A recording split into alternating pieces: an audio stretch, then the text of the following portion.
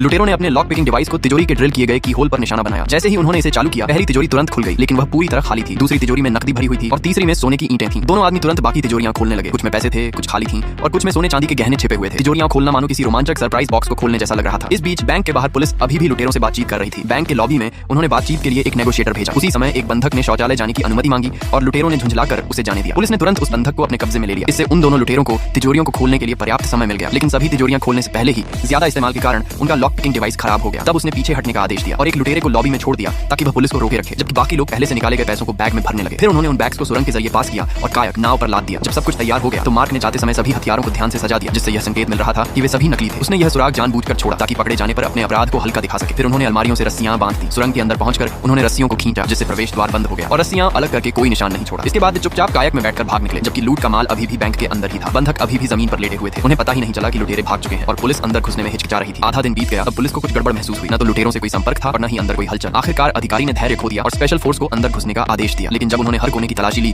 तो लुटेरों का कोई निशान नहीं मिला। कुछ देर बाद उसने फर्श पर खिसकी हुई अलमारियों के निशान देखे। अलमारियों को हटाने पर एक छिपी हुई सुरंग मिली, लेकिन लुटेरों ने प्रवेश द्वार पर एक ग्रेनेड बांध रखा था। पुलिस चीफ रुक गया, लेकिन उसके आदमियों ने बताया कि लुटेरों के हथियार नकली थे। अब उसे समझ आया कि उसे बेवकूफ बनाया गया है। उसने ग्रेनेड हटाया और तुरंत सुरंग में घुस गया। अंदर पहुंचने पर सुरंग एक बैरिकेड से बंद थी। दूसरी तरफ लुटेरे अपनी कायक से एक सीवर ग्रेट की ओर बढ़ रहे थे। कुछ किलोमीटर दूर उनका एक साथी कार को उस ग्रेट के ऊपर खड़ी करके फर्श में छेद कर चुका था ताकि पैसे को चुपचाप अंदर ट्रांसफर किया जा सके। आखिर में वे सभी सुरक्षित रूप से भाग निकले।